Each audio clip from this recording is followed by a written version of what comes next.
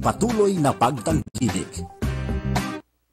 This program is brought to you by 8 Media Pro Incorporated.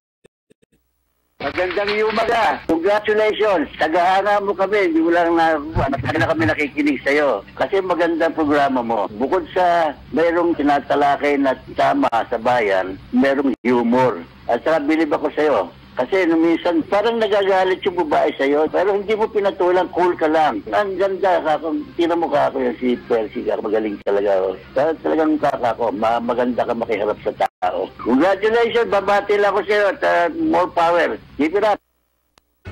Balita, impormasyon at mga isyong may kinalaman sa bayan, lahat isisiwalat ng walang takot, lilinawin, hihimay-himayin, matapang, ngunit malalim at makatotohanang komentaryo sa Lapid File.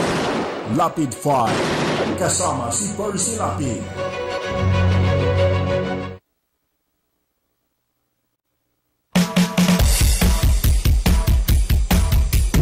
Percy Lapid File!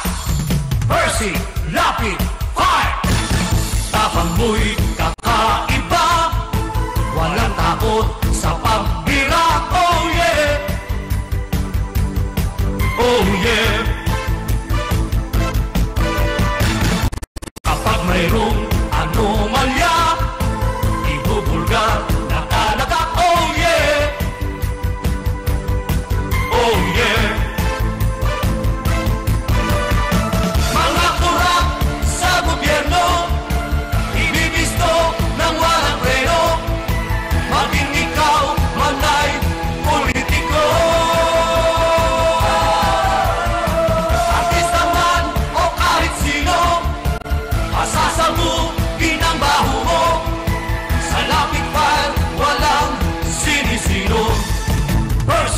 Lapid Fire!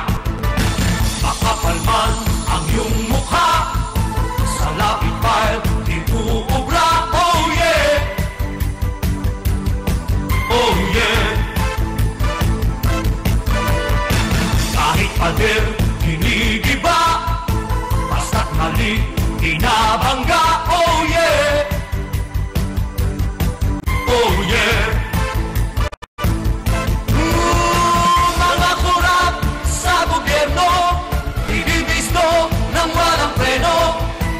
Paging ikaw man ay politiko,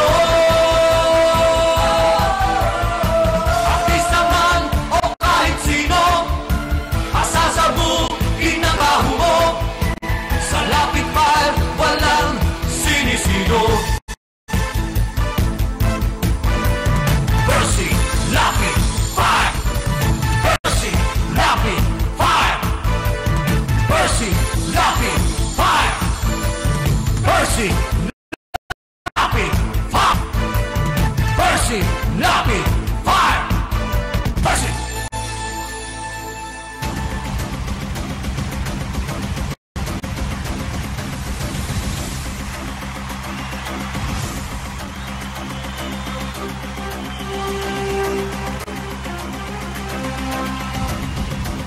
Magandang umaga po mga kaibigan. Ito po si Percy Lapid. Ito naman po si Rose Novenario. Ito po si Peter Tolestas. Muli po kaming mag-aanyaya hanggang alas 10 sa pagtatanghal ng ating palatuntunan. Natatampukan ang mga pagtalakay sa mahalagang issue na ating pong pag-uusapan. Meron po tayong mga landline sa ating himpilan. Ang numero po ay 4120288. na maaari po ninyong tawagan para sa mga nais pong magbigay ng kanilang reaksyon. Ang ating po naman text line ay 0917-798-8910. Tayo po ay napapanood sa 8Rai TV, ang radyo sa telebisyon, sa pamamagitan po ng Cable Link TV Channel 7. Lunes hanggang Biyernes, mula po alas 8 ng umaga hanggang alas 10 ng umaga. Pagsapit po naman ang alas 9, sabayan tayo napapakinggan sa DZRJ Radyo Bandido.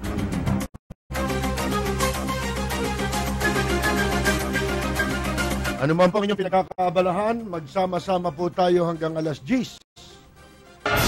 balita, impormasyon at mga isyong may kinalaman sa bayan. Lahat isisiwalat ng walang takot, lilinawin, hihimay-himayin, matapang, ngunit malalim at makatotohanang komentaryo sa Lapid Fire, kasama si Percy Lapid.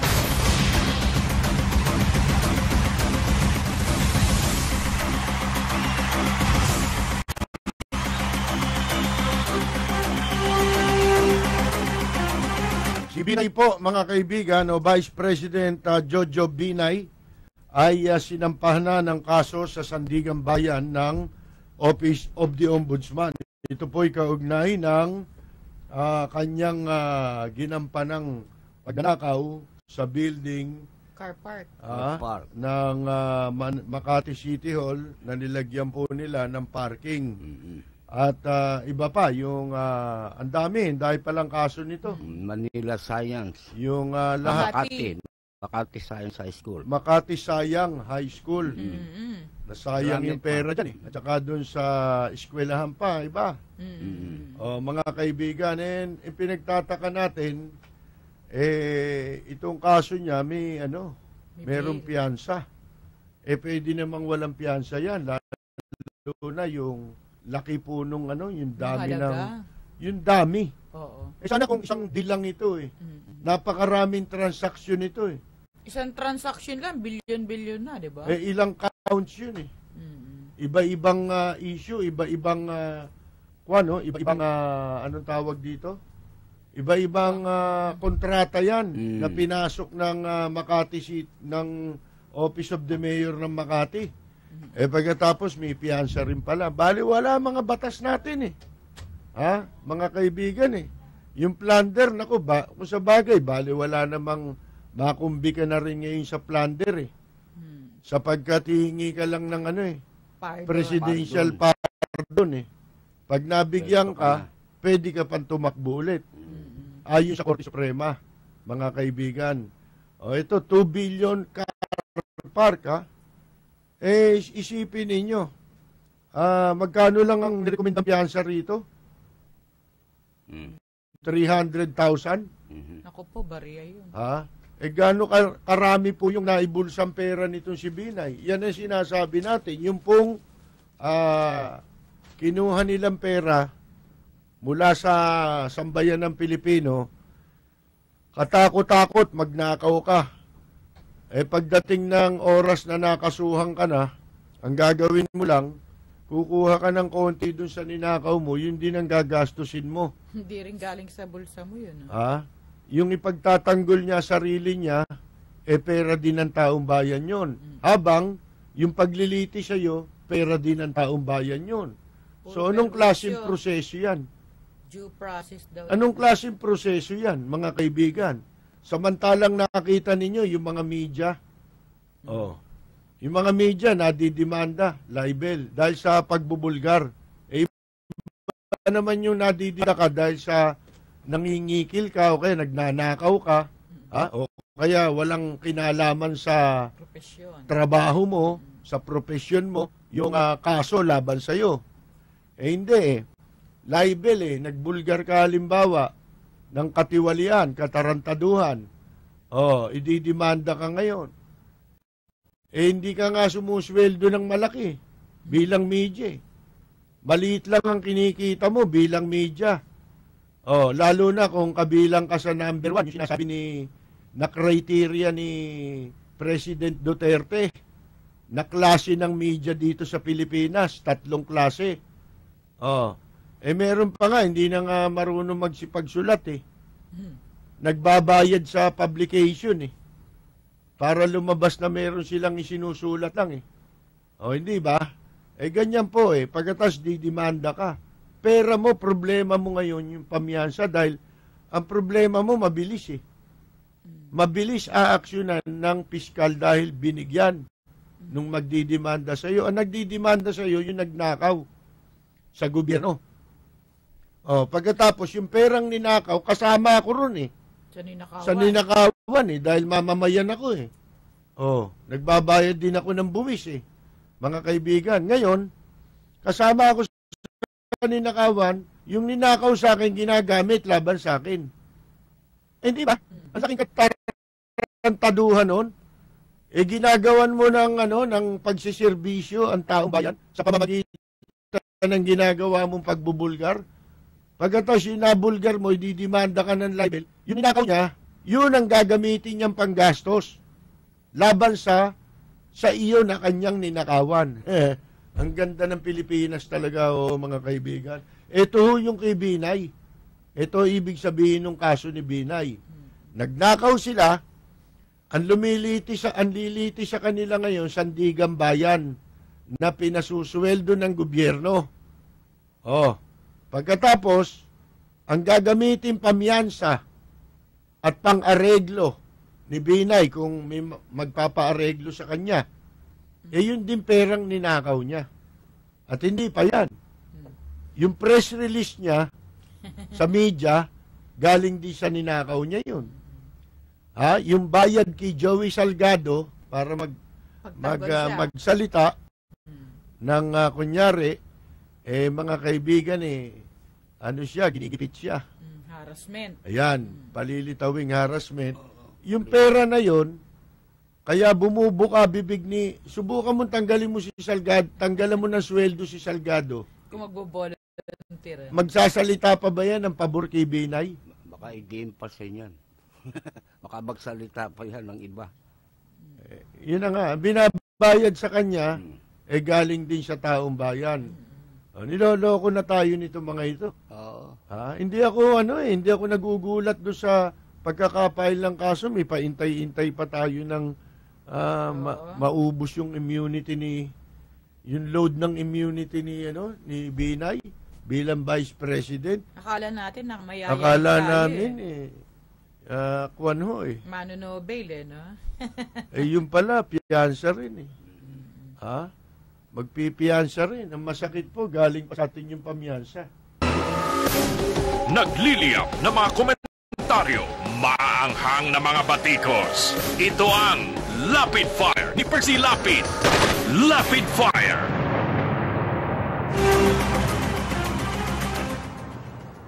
Hindi ho natin malaman kung tinanggap na ni FBR ito pong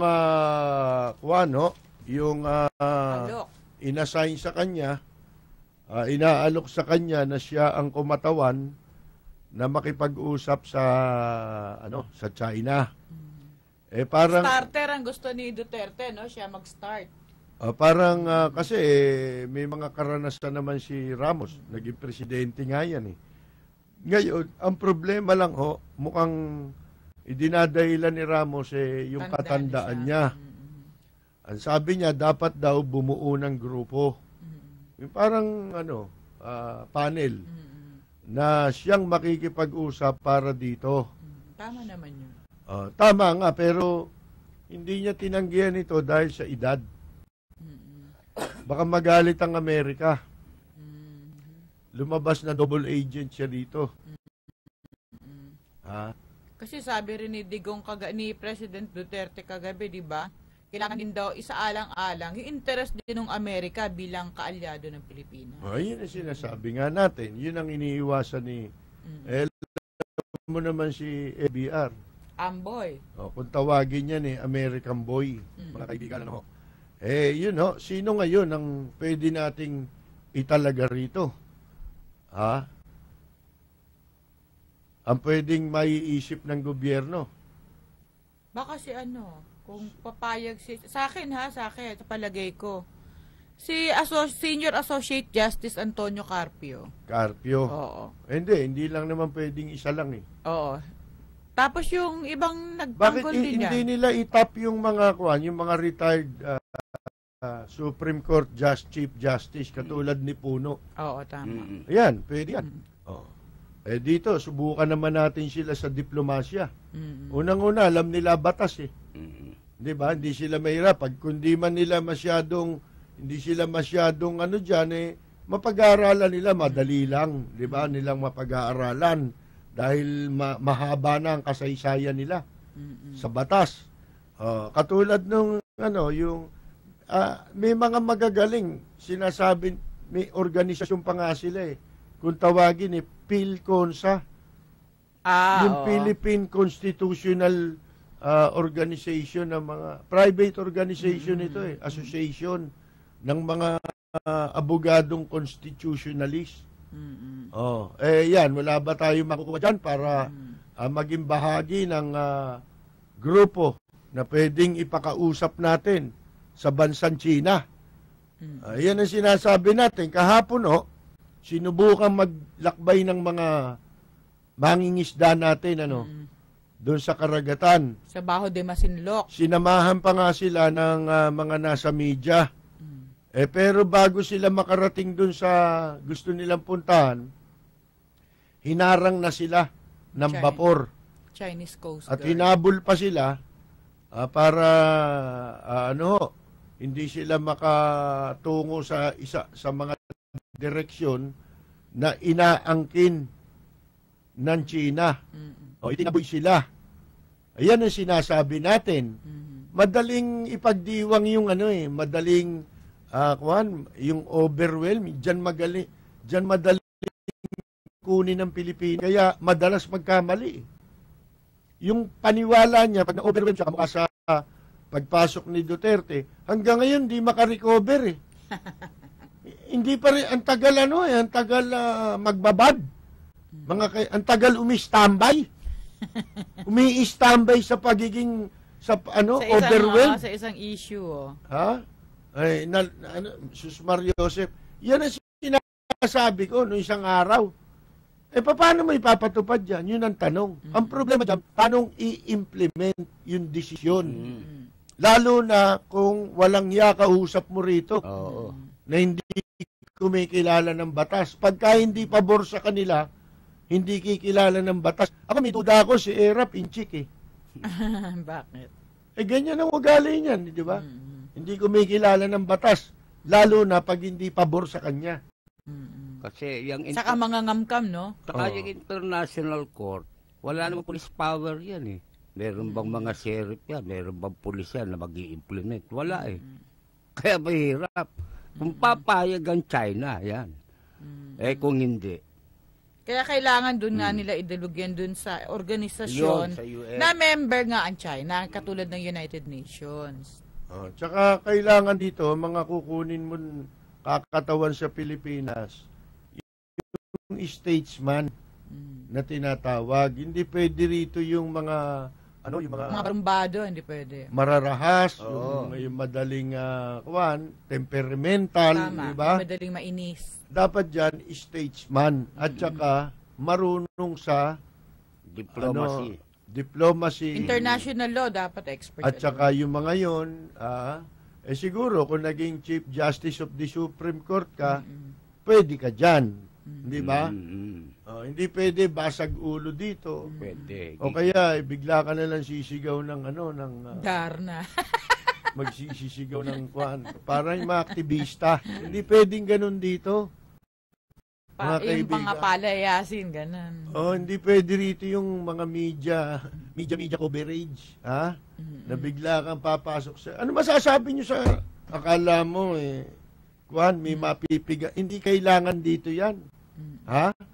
Ayan po, mga kaibigan. Saka dapat isa ngayon dapat yung mga government officials mag-iingat din sa pagkokomentaryo kasi anything na sasabihin nila, pipick up na media, mababasa ng China. Yung China, nasa sensitive sila ngayon dahil napahiya ng husto Kaya kung ano man yung sasabihin ng gobyerno ng Pilipinas, binabantayan nilang mabuti yan Tsaka pinagpauna naman nila na hindi nila kikilalanin yan. Sabi pa nga nila, illegal yan law abusing tribunal ang tawag no?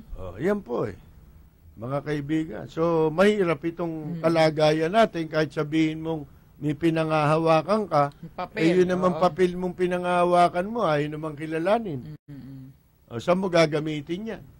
Ang problema kasi niyan, wala naman tayong alam na tuntunin kung paano mo ipapatupad yan.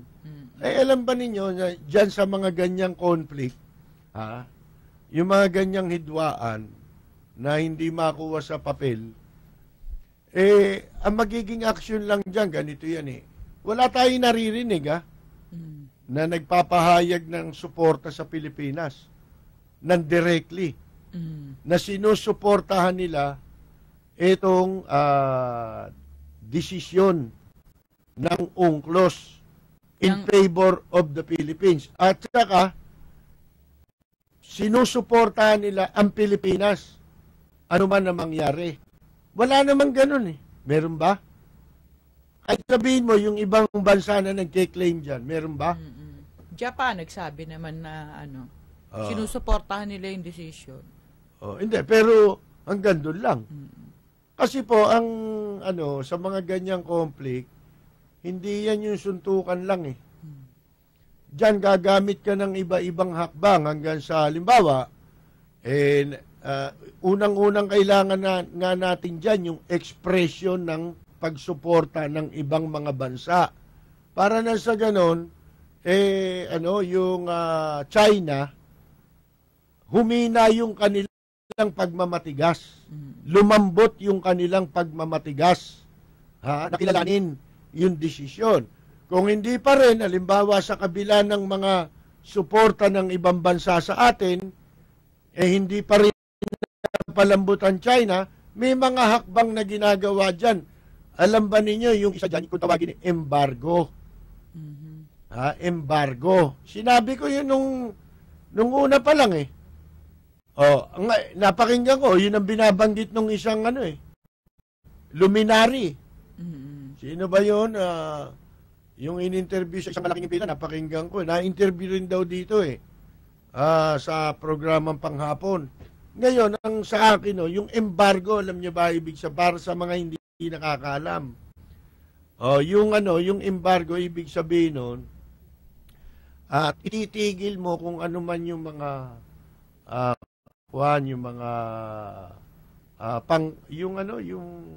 yung trade. Yung ugnayang pangkalakalan. Pangkalakalan.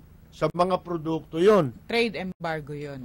Trade embargo. Meron pang, sa Cuba nangyari yan, di ba?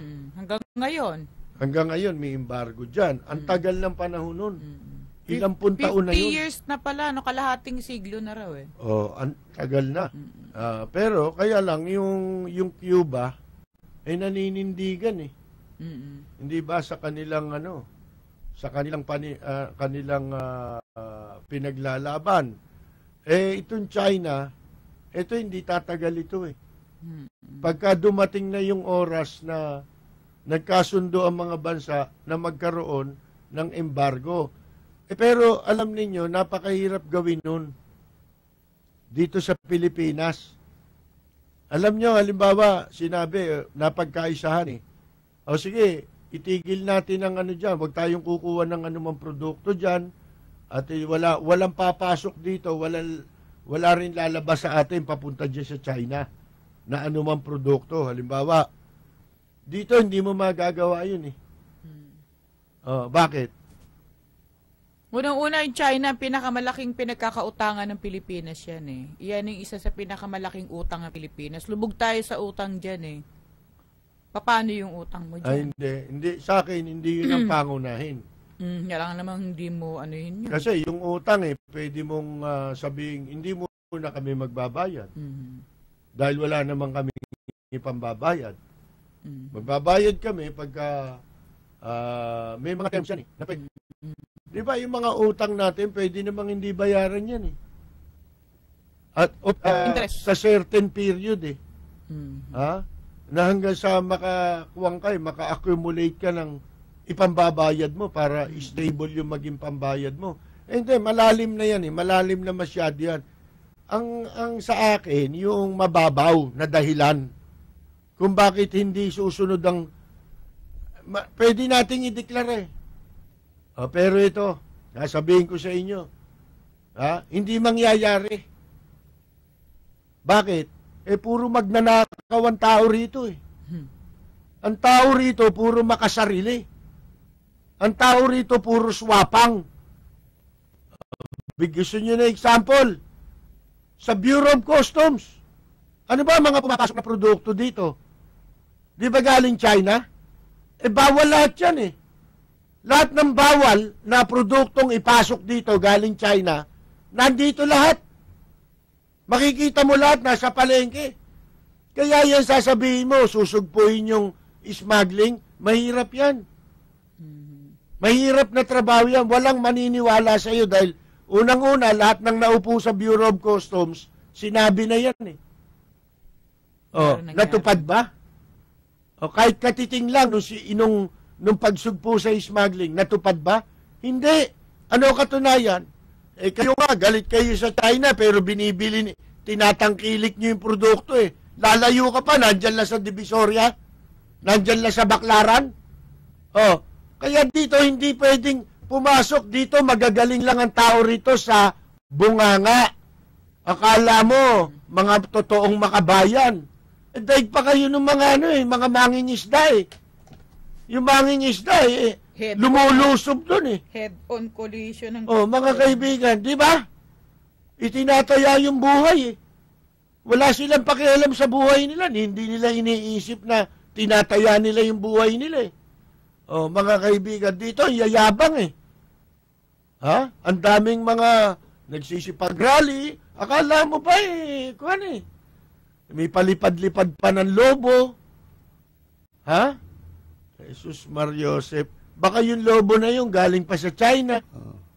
Sa atin, pareli pa rin, racket eh. Tayo, lobo. O kaya puting Tsaka kalapate. ang Pilipino, walang nasyonalismo karamihan. Kaya hindi iubra yun. Hindi tayo talagang makabansa eh. Kaya hindi maging effective yung mga embargong yan. Ngayon, eto ho, mga kaibigan, dapat, tama yung sinasabi naman ni Ramos, suggestion niya, umiiwas siya rito, dahil baka maipit siya dyan. Dahil nga alam mo naman, ang loyalty niyan, hindi rin sa Pilipinas. Nasa Amerikano rin ang loyalty niyan. Hindi naman, wala naman malasakit sa atin si Ramos kung nagkakamali kayo. Ang malasakit lang ni Ramos, ang concern lang niyan, kung ano yung interest ng Amerika dito sa Pilipinas. Yun ang concern ni Ramos. Pero sa Pilipino, walang concern yan. Kung may concern yan, mabebenta ba yung yung tagig?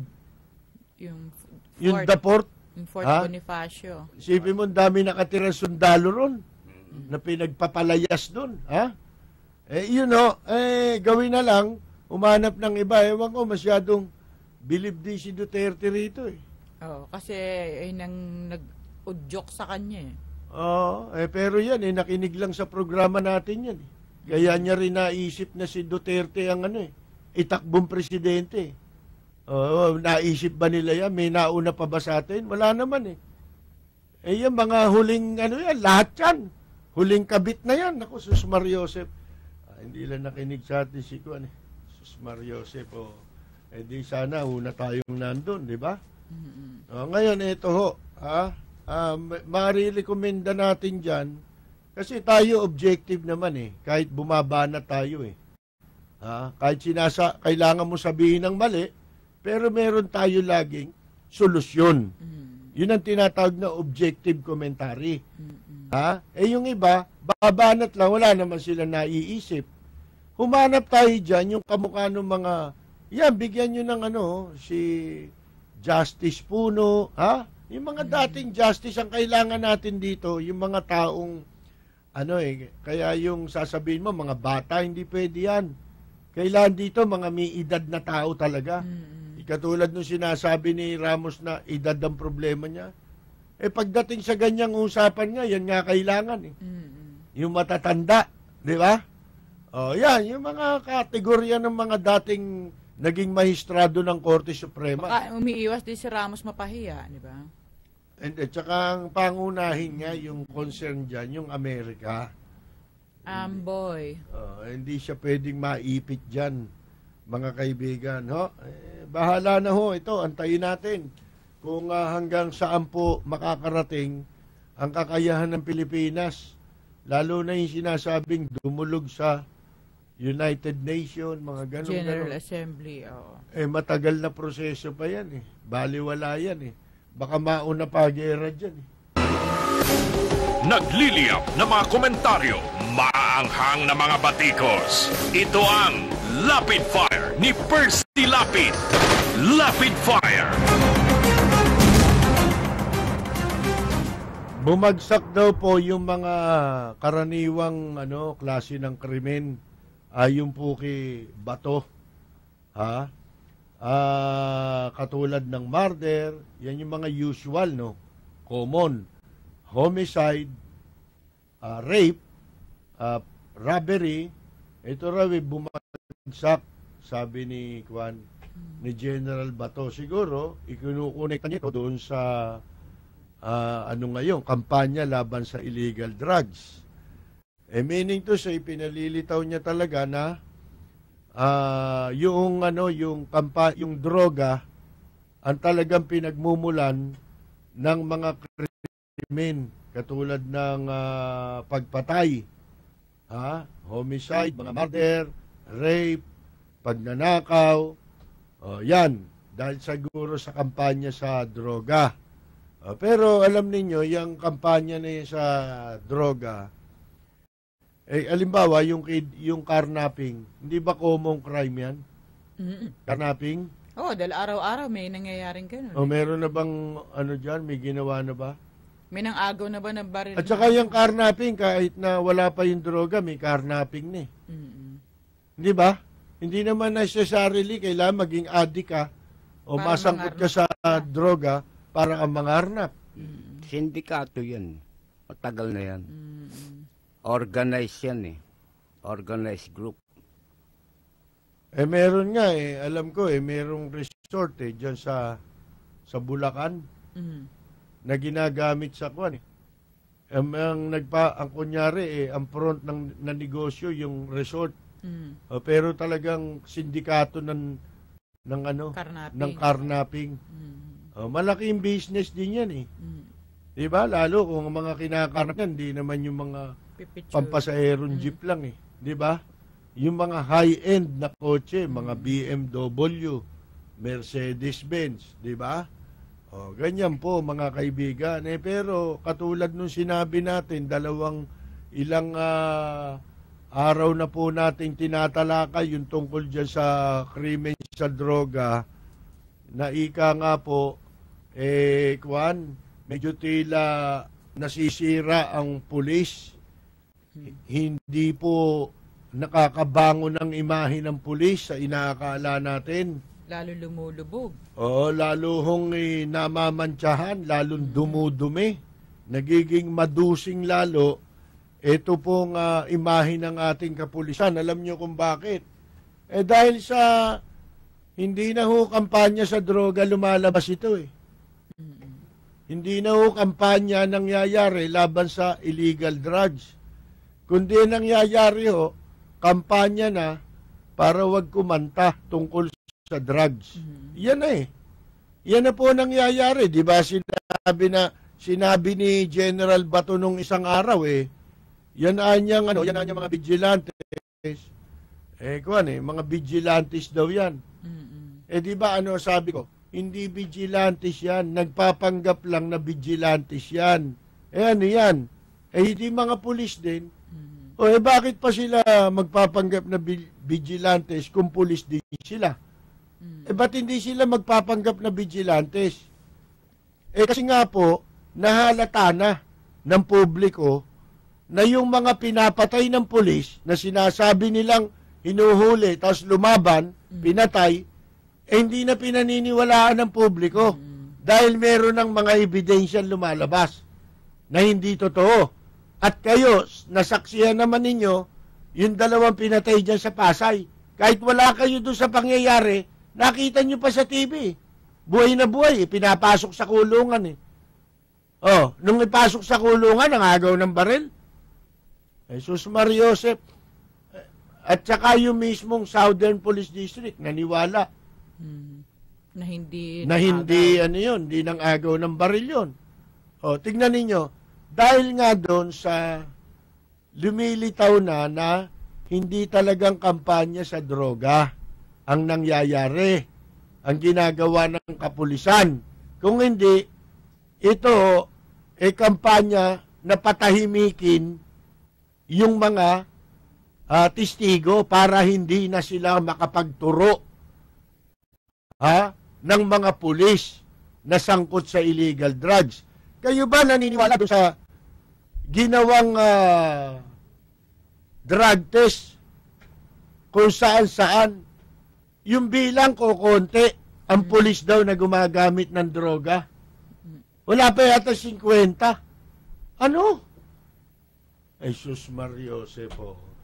Ilang pulis ang naging kapitbahay ko, karamihan doon gumagamit. Ang dami nun. Mga kaibigan. Pagkatapos, yun lang ang resulta. Sa Maynila, wala. Sus Mario Josefo. Patawa yan, patawa. Ay, nako. Baka kung saan-saan CR nyo lang kinuha yung ihi na yan hindi na nga, tinanggal na nga yung urine test sa mga driver's license, sa pagkuha bilang requirement. Bakit? Wala rin naman yan Kasi po, yung droga, madali palang tanggalin yan mawala sa ihi. Kung sa pamamagitan mo lang ng ihi, i-examinin. Pwede palang hindi yan matuklasan doon. Meron silang ginagawang pamamaraan. May ginagamit sila, may iniinom, o kaya meron silang, hindi ko alam, basta ganun daw yun. May gagawin sila para kahit umihiman sila at examinin yung kanilang ihi, hindi yun madidetect. Hindi lalabas yun sa examination. At di ba natatandaan ninyo, sabi nga ni Duterte dyan, blood test sa droga, sa dugo, dahil yun di ka lulusot doon pagka sa dugo. Ginawa nila? Sinunod ba nila? Ihi pa rin. Ay, sa ihi din ginawa Kaya malaking kalokohan Kunyari pa, mga voluntary, kunyari pa, yung at random yung ginawa, yung sorpresa. Hindi nila alam kunyari na idadrug test sila. Sabi nyo lang yun. Paano namin nalaman sinurpresa nyo yan? Ba't sabay-sabay nyo sinurpresa yan? Ano yan, birthday? Sinurprise? Surprise party. Mga kaibigan, daming kalokohan Puro kayo lang nakakaalam niyang ginagawa nyo sino yung nag-test ng urine? Kayo rin PNP rin yun Ba't di mo sa NBI ipatest yan? Di ba? Kung nagtatuanan kayo, pulis yan, di ba? Di pa testing mo sa NBI? At saka 160,000. Wala nga credibility ang pulis, yun nga ang problema. Kaya yung test ninyo, hindi paniniwalaan. 50 lang ang napakalayo ang ratio. Doon sa official nga nawala na Di ba? Yung una nilang si Bato pa yata na gano'n. Ayon sa conference nila. May lumabas daw na command conference. Mga official, isipin mo na bumagsak sa drug test. Ihi rin yun, di ba? Ihi lang yun pati ba ginagawa ni Bato sa sinasabi ni Duterte? Pansinin ninyo, mga kaibigan. Nung sinabi nating yung pumapatay na yan, hindi vigilante. Sabi nito si Bato, vigilantes Nung una Ano sabi natin? Pulis yan. Kasi kitang-kita mo sa television yung ginawa nila.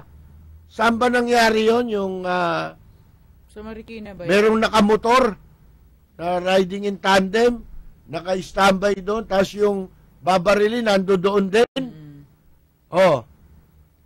Kitang-kita mo, nakatakip ang mata, ang muka, nung bumabaril, pero yung estilo ng pagbaril, yung tindig, pulis na pulis Mga kaibigan Sasabihin mo, vigilantes yan. Bakit nila ginawa? Nung una, sabi ni Bato, vigilantes daw yan. Sabi, Pesyo, hindi raw niya pinapayagan yung kahit daw magpaalam sila sa kanya, hindi raw niya papayagan.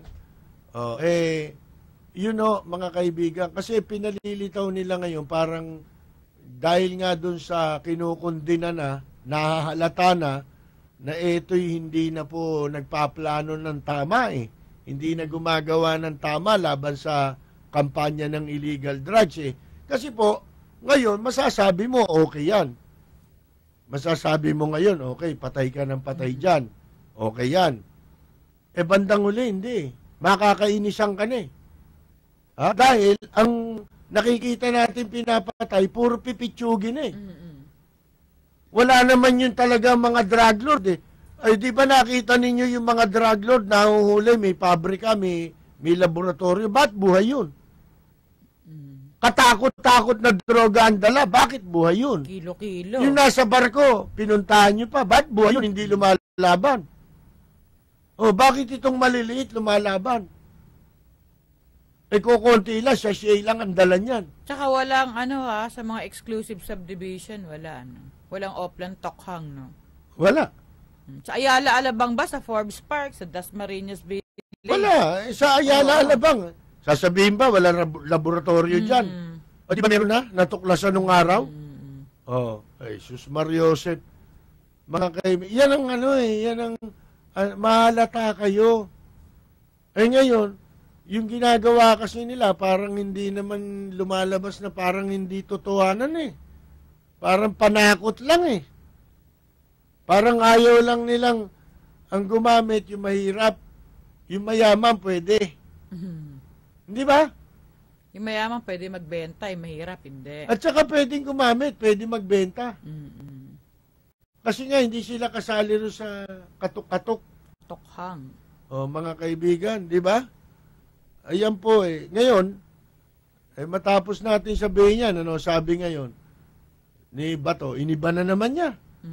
Ito na naman daw mga... Nagkakaribal. Ito na naman daw mga vigilantes na to, ang umuupa raw dito, mga drug lord. Pero sino nga yung vigilantes? Mga pulis yan eh. Pulis din yan, ibig sabihin yung drug lord, tsaka ba yung PNP, isa lang? Yung drug lord, yung general. Ha? Yung vigilante, mga P.O. Box. Hindi, kasi mag-operate ang pulis ang papatay. Yung legitimate operation, sasabihin, lumaban, pinatay. Ngayong naiinis ang tao, kasi nahalata, ano na to, lokohan na ito eh. Gas-gas na yung lumaban, gas-gas na yung purong drama. tinitira nyo lang, yung nandyan eh. Yung mga malalaki, buhay eh. Hindi lumalaban eh.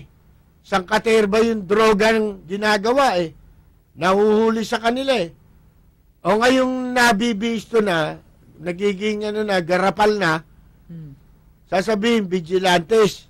At ito naman daw ngayon, kompetensya. Ang gumagamit ng vigilantes na ito, nagpapatakbo nito, yung mga drug lord. Sino yun? Yung vigilantes, kitang-kita mo, pulis din eh. Sino ngayon yun? Ibig mo sabihin, yung drug lord, at saka yung PNP, isa lang? Ha? Iisa yung paraan ng pagpatay eh. Ano ba purpose nyo? Iisa ang purpose nyo. Magpatahimik ng mga magtuturo. Ayan ang sinasabi natin, mga kaibigan. Kung talagang totohanan itong kampanya na ito, yung mga maliliit, dapat nga maawa ka pa dyan eh. May pagkakataon naman yan eh. Bigyan mo ng pagkakataon eh. Para tumino. Para sila makabalik sa lipunan at makabawi sila sa atraso nila sa pamilya nila. Ang talaga walang kaluluwa rito, yung mga drug lord. Ano yan eh, lahat ng pribileyo nasa kanila eh. Nakakulong na nga kamo, nasa kanila pa lahat. Kitang-kita mo, di ba? Di lalo na kung nasa labas yan. Meron pang escort na pulis yan. Di ba ganun yan? O kaya, kasama pa sila sa mga agency ng gobyerno. Di ba? Ganun na nangyari sa PASD. Yung mga sangkot sa smuggling. yung mga matagal nang involved sa carnapping, nandun eh. Sa PASG, nung tinayo yung PASG, yung lumalakad sa mga smuggler, nandun sila lahat. Kaya, mga kaibigan, wala tayong nilulutas dito. Yan yung sinasabi natin, baka nagkakamali tayo. Ito'y sinasabutahin na si Duterte. Nang baka hindi iniisip ni Duterte na yan isang paraan ng pananabutahi sa kanya. Kasi makikita ninyo nung hindi pa nakaupo si Duterte, nanalo pa lang di ba? Katatapos pa lang ng eleksyon. Akalain nyo, sinimula na ng pulis yung hindi pa sinoy-noy pa presidente. Oplan Rodi nga tawag nila dyan dati, di ba? Si Calbum Pinoy pang nakaupo. Akalain mo tumba rito, tumba ron ang ginawa ng mga pulis. Nagpapasiklab kay Duterte. Pero kung tutuusin mo, paano mag-uutos si Duterte sa kanila? Hindi pa siya ang presidente. Yun nga, itinawag nilang Oplan Rodi. Di ba? Ano ibig sabihin? Inunahan na nila.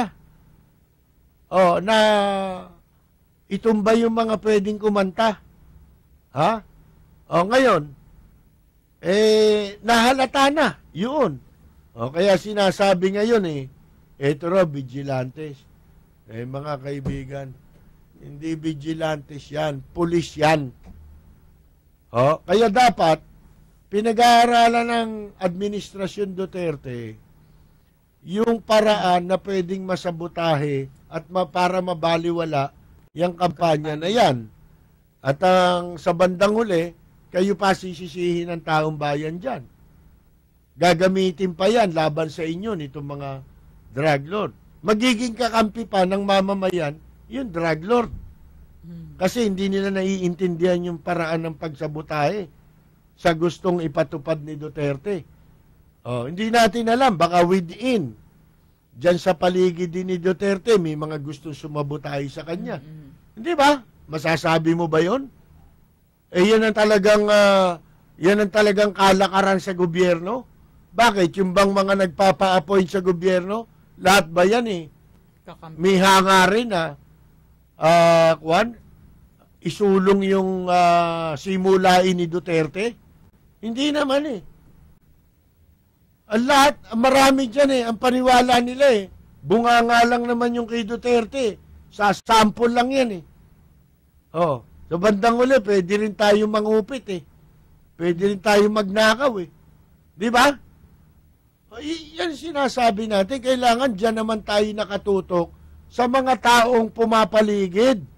Hindi yung lahat ng mangyayari, kung mo nilagay siya ni Duterte, at pag may ginawa siya, lahat ng gagawin niya, tama. Aba, hindi. Dapat dyan kayo nakabantay. Bakit?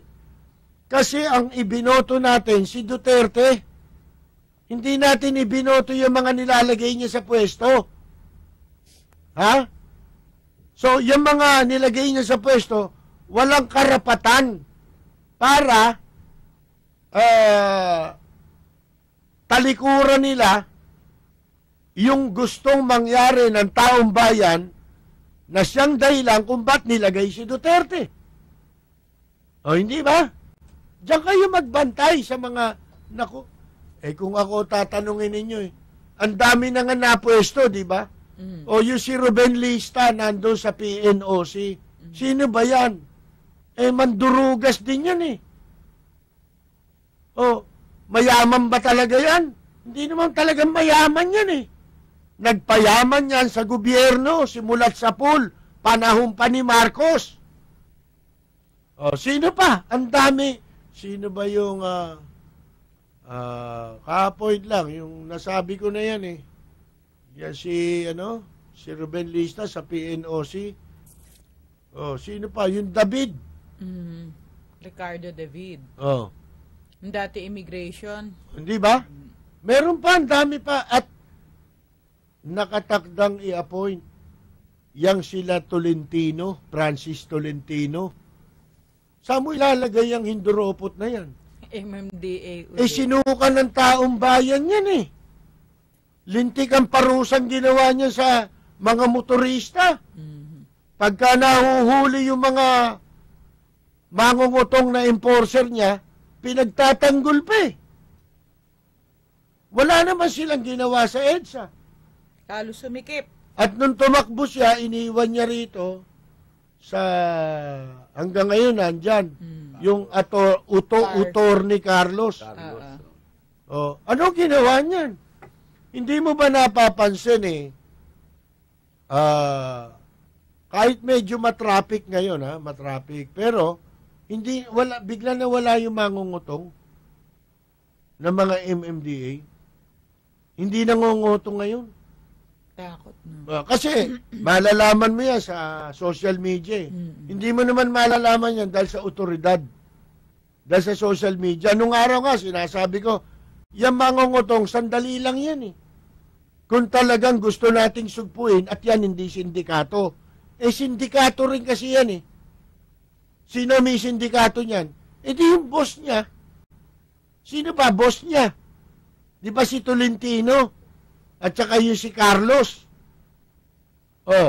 Ang daling sugpuin yan Kung ikaw otoridad, yun yung sinasabi ko.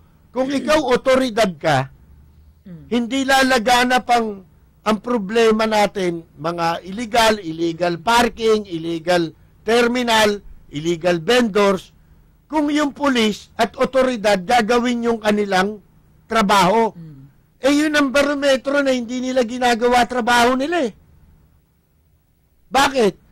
Nakikita nila yun, yung may illegal terminal, ba't di nila inuhuli? Pinukutungan. Nakikita nila may vendor. Hindi nila tinatanggal yung vendor, pero yung pera kinukuha nila. Ngayon, wala kang makikitang nangongoto ngayon na MMDA na nalalagay ngayon sa Facebook. Mas maganda pa nga yung Facebook Kasi doon sila uma-action Pero yung illegal, ilabas mo lang ilabas sa dyaryo, wala, hindi ka papansinin. Saka magsumbong ka man na magsumbong. Sa media ka na magsumbong, wala pa rin mangyayari. Mas maganda sa Facebook, tinan mo yung si Inton.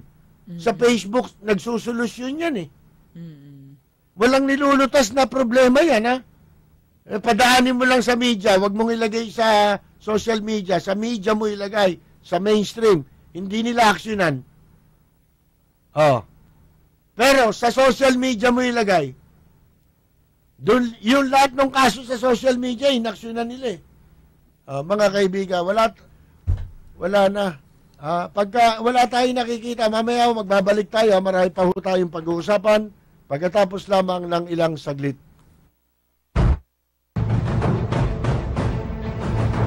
Mga pangunahing balita at impormasyon na dapat ninyong malaman, mga kabulukan, pasisingawin at isisiwalat sa Lapid Fire.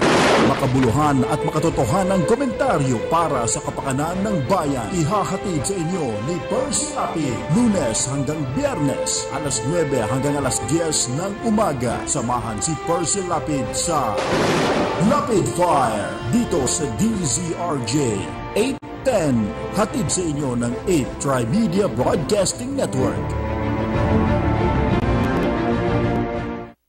8 Tri-Media Pro Incorporated. This is 8 Tri TV.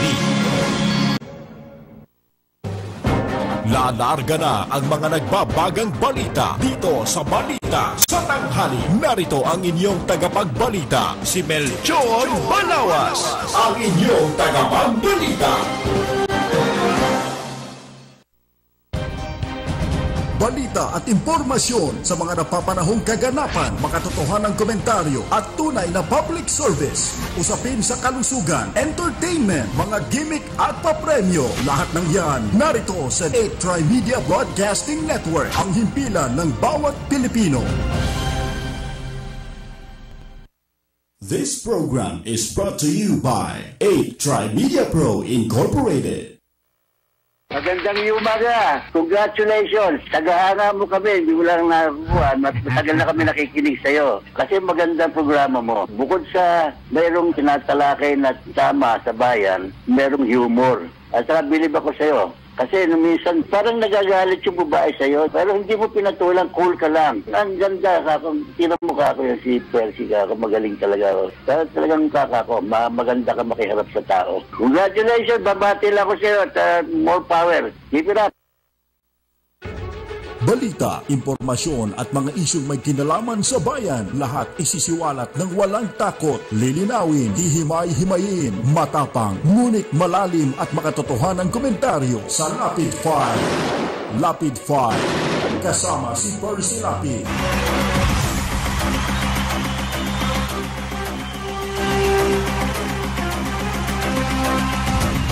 Magandang umaga pong muli mga kaibigan. Tayo po ay nasa ikalawang yugto na ng pagtatanghal ng ating palatuntunang Lapid Fire na napapanood po sa A-Tri TV, ang radyo sa telebisyon sa pamamagitan ng Cable Link TV Channel 7. At pagsapit po ng alas 9, alas 8 po nag-uumpisa ang ating palatuntunan. Napapanood ho yan sa Cable Link TV Channel 7. At pagsapit po ng alas 9, tayo'y sabayang napapakinggan sa DZRJ Radyo Bandido hanggang alas 10 ng umaga. Ito po si Percy Lapid. Ito naman po si Rose Novenario. Ito po naman si Peter Talastas. Sa mga nais po magbigay ng reaksyon, ang ating pong landline ay 4120288 o kaya po ay mag-text sa 0917-798-8910. Balita, impormasyon at mga isyong may kinalaman sa bayan.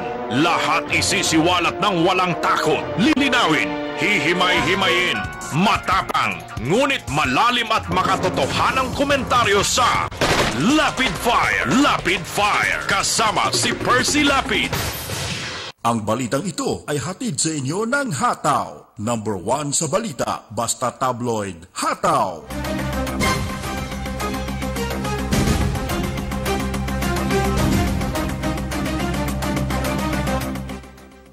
Okay mga kaibigan, ang sabi ho ni General Bato de la Rosa, mukhang bumaba daw yung mga common crimes o kaya yung mga karaniwan ng krimen na nakikita natin.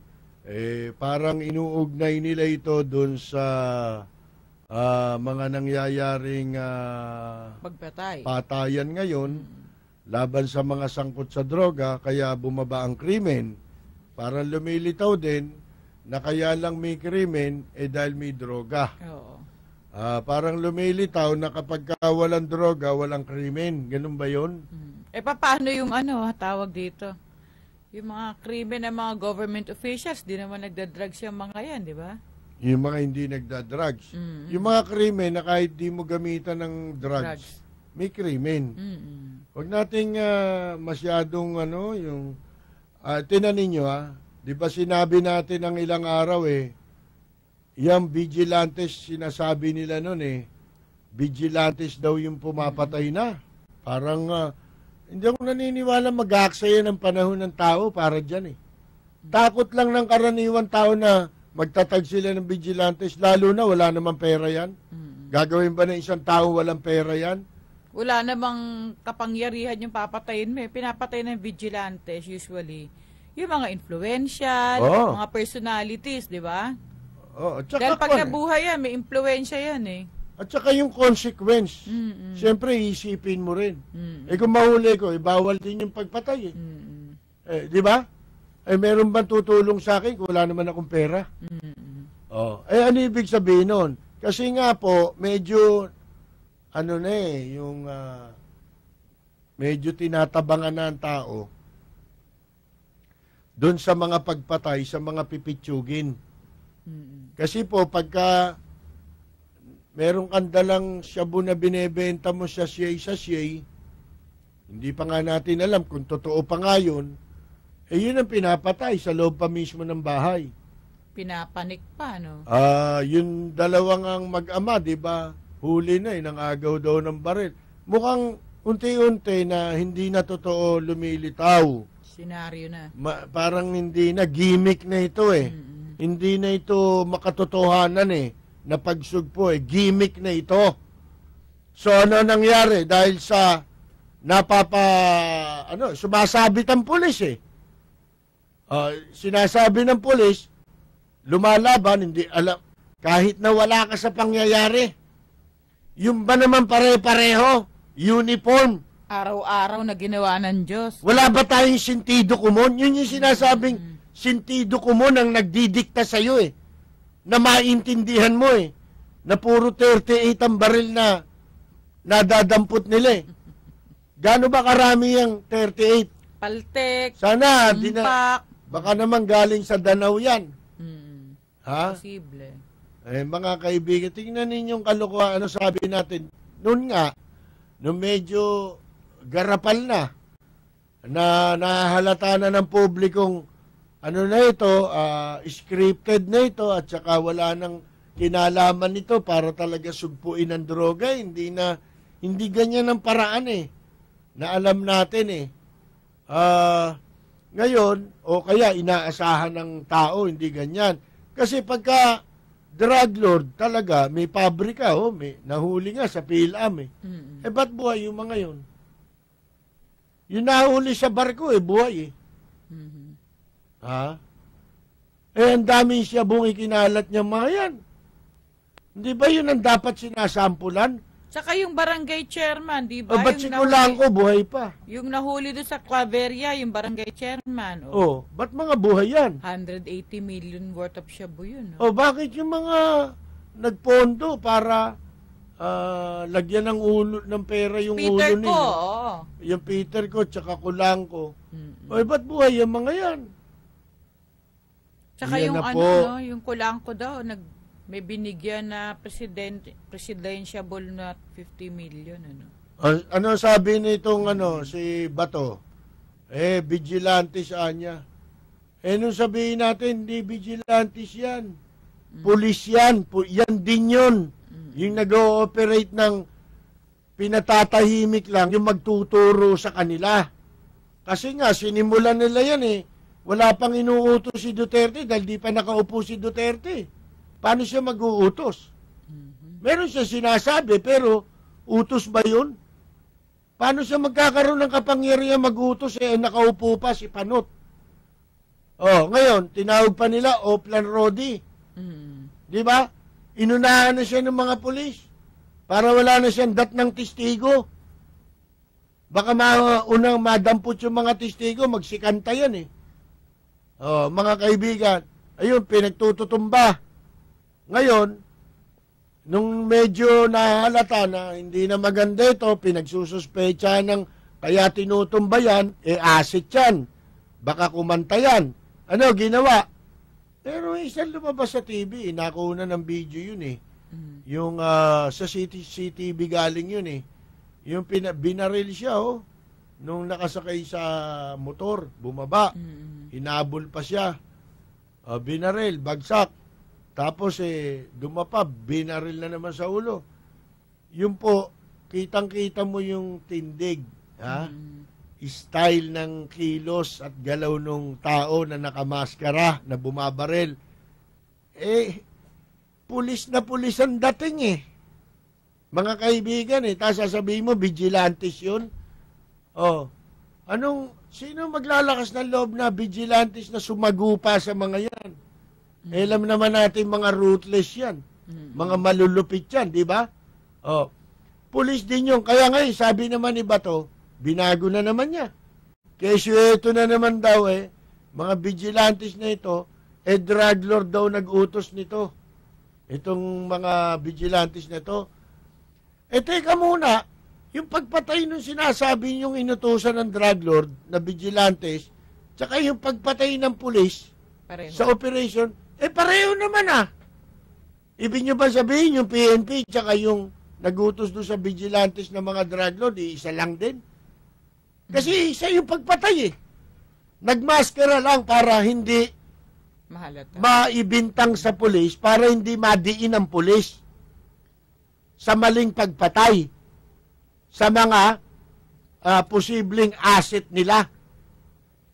Ibig sabihin, pinapayagan ng PNP pagpapatayin yung asset. Para walang makapagturo. Yan ang problema natin Medyo naalata na. Ito pa isa. Akala ko ba may FOI bill tayo, executive order. Anong araw na po ngayon? Biyernes na ngayon eh. Nasaan yung executive order na FOI bill? Nagliliyap na mga komentaryo, maanghang na mga batikos. Ito ang Lapid Fire ni Percy Lapid. Lapid Fire.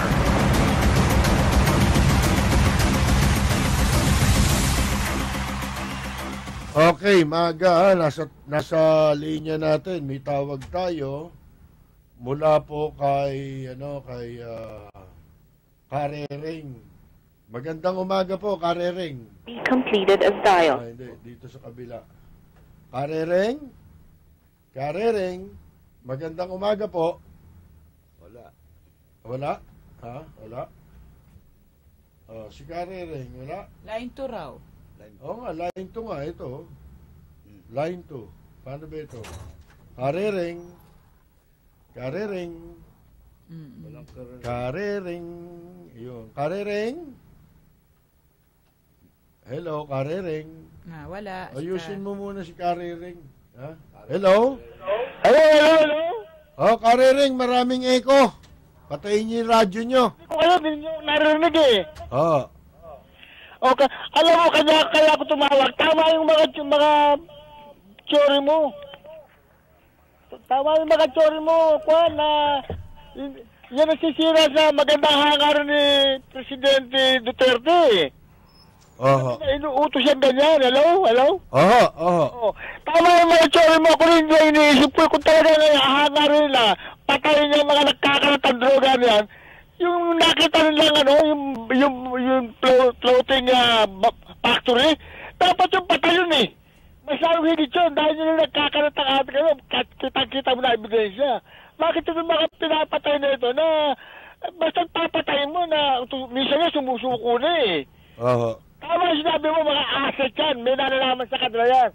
Yan ang dapat nalaman ng mag-iimbestiga. O kaya si Duterte na mismo mag-iimbestiga tsaka si Bato. Sisirahin sila ng mga nangyayari niya, Percy. Maraming salamat, Percy. Nagliliyap na mga komentaryo, maanghang na mga batikos. Ito ang Lapid Fire ni Percy Lapid. Lapid Fire. Ito, tignan ninyo, di ba bago naupo si President Duterte, ito matapos na siyang manalo.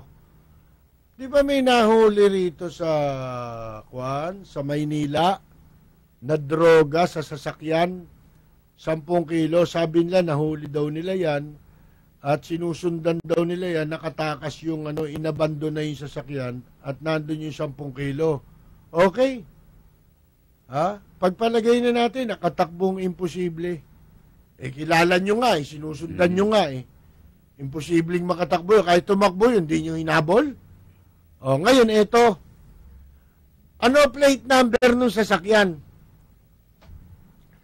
Bukod sa plate number, may chassis number yan, may engine number yan na magte-trace para malaman natin, matunto natin kung sino na may-ari nung sasakyan. Saan binili yung sasakyan? Kung bago yan. Bakit wala lumabas? Walang follow-up Bakit hindi nila dinadivulge o kaya ay inire-report ang mga vital information kamukha dun sa pagkakahuli sa Pilam Village? Nahuli nila yung bahay, yung tao doon sa bahay. Alam nila na umuupa ng halagang 280,000 a month, pero hindi nila sinabi kung kanino umuupa. Bahala. At kung kanino may-ari yung bahay. Bakit walang ganon bukod sa buhay nilang nahulit na ilabas, nakasuhan na. Ito sa sistema ng lalaban na sinasabi. Hindi ba mas may karapatan lumaban yung mga may pabrika? Yung talatalaksan yung droga dahil doon sigurado malaki mawawala. Hindi na kayo makakalabas doon. Kung kayo, halimbawa, ay nakasuhan at na sintensyahan. Di, yun ang talagang handang lumaban.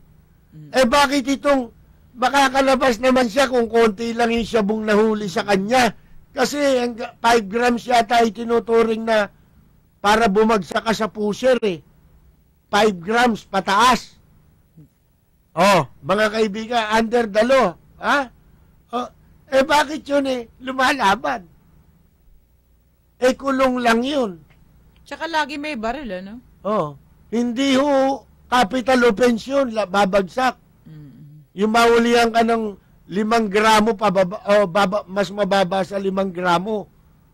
Oh, hindi ba? Kung sa CA lang. Piso lang yun eh. Mga kaibigan, sus Mariosep, di ba yun? Mas lalaban yung mas marami dahil parang bibitay. Total, bibitayin nyo rin lang ako eh. Di, ano yun na? Lalaban ako. Di ba? Itatabla ko na. Oh. Makatabla lang ako. Yung po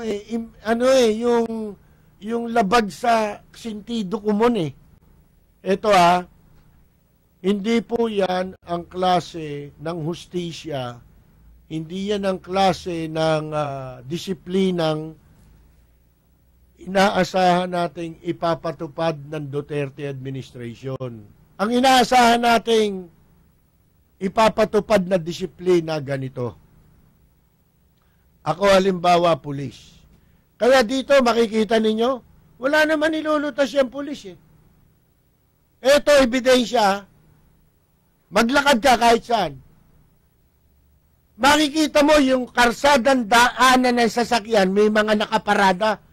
Ito simple, pero ito magsasabi. Ito yung ibig sabihin, self-explanatory ito. Makikita ninyo. Hindi mo na kailangang laliman pa. Makikita mo, illegal vendor, illegal terminal. May ginawa na ba kayo? Hindi, pulis tayo, magbabago tayo. Si Bato, lintik ang dumidipapat eh. Kung magsalita ito, araw-araw nagpapapreso. Akala mo, nagtatalumpati sa rally. Hindi ba kung makapagsalita ito eh. Dumidipa pa eh. Eto. Bakit wala tayo nakikitang aksyon laban sa mga illegal? Halimbawa, etong disiplina, pakikita ko sa inyo sandali ay simple-simple lang. Ganito naman sa Davao eh. Bakit hindi nagtitinda ng illegal doon? Paano pag nagtinda ka, hulihin ka agad. Ibig sabihin, kung pulis ka, nakita mo, may nagtitinda dyan, hulihin mo na. Bakit? Pulis ka eh. Bakit? Labag sa batas yun eh. Aktual, nakikita mo. Ibig mo sabihin, nakikita mo, may nagpapatayan dyan, hindi mo pakikialaman? Bakit? Yung bang patayan, yun lang bang labag sa batas? Kasi lahat ng labag sa batas, abay, aksyonan ninyo. Yun ang iniintay na change ng taong bayan. Change tayo ng change. Wala naman. Wala naman napapasimulan. Yung patayan yan, hindi naman sa inyo nagsimula yan eh. Oplan Rodi yan eh. Yung mga panahon ni Marquez. Sinabutahe nga kayo eh. Kaya hanggang ngayon, tinutuloy yung pagsabutahe sa inyo eh. Para kayong si Lacson lahat eh. Baka galing kay Lacson yung idea na yan eh. Mga kaibigan, yung si Lacson, huwag niyong pagpapapaniwalaan yan. Palibasa, yun ang laman ng bunganga ni Bato de la Rosa. Palagay ko, influensyado lang ni Lacson ito, yung kunya-kunyarian. Magsasalita si Lacson eh, may alam daw siya tungkol sa mayor, sa probinsya.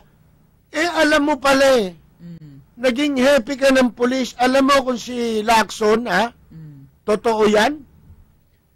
Hindi sana naging ganito kalala ang problema natin sa droga. Bakit? Naging PMP chief siya eh. Sana nung panahon niya, inubos niya yan.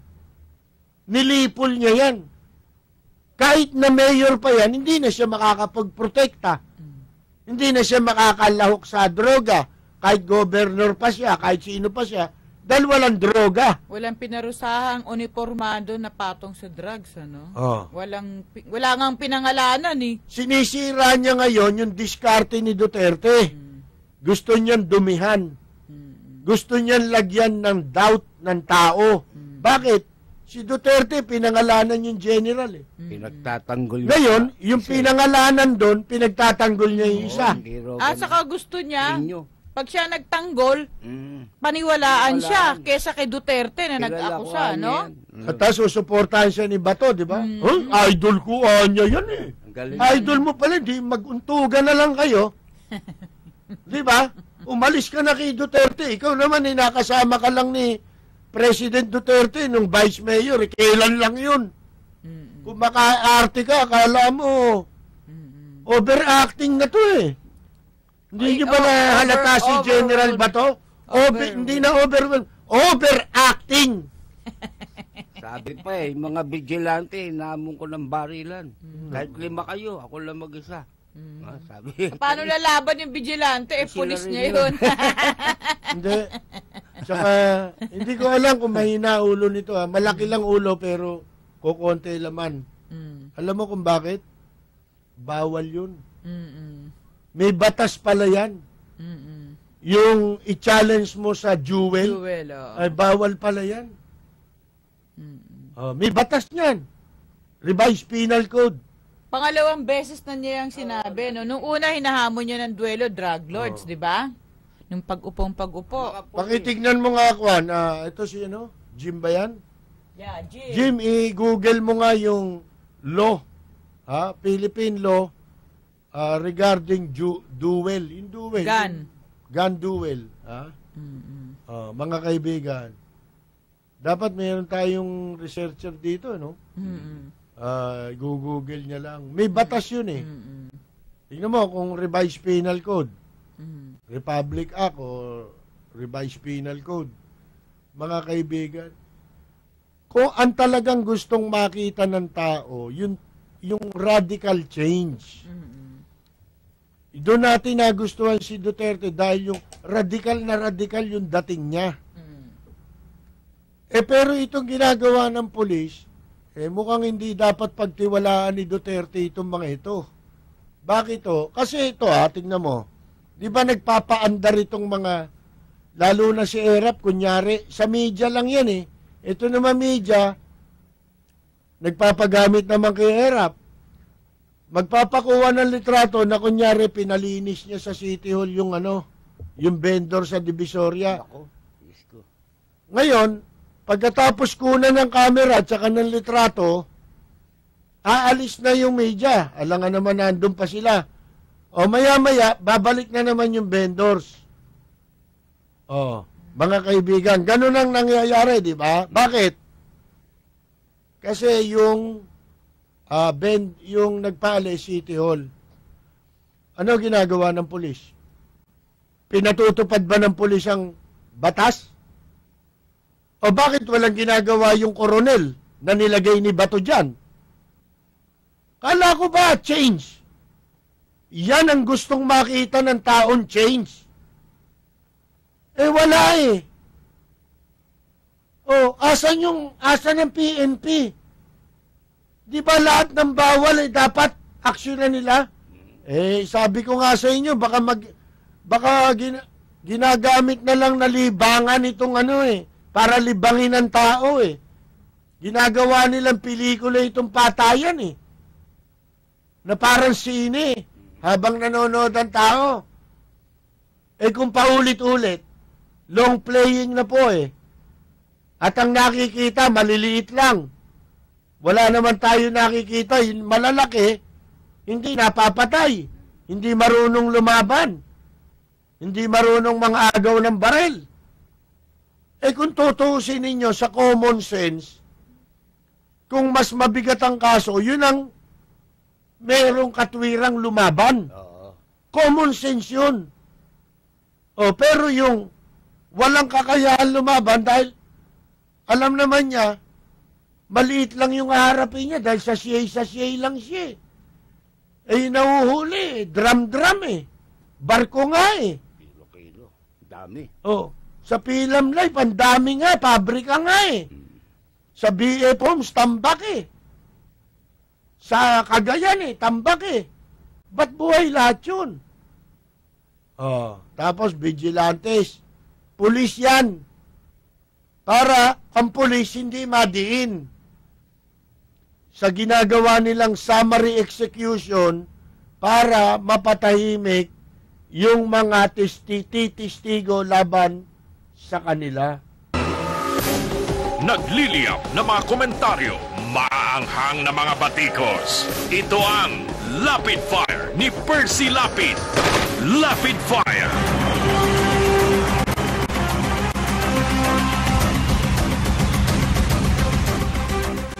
Tignan ninyo, si Binay,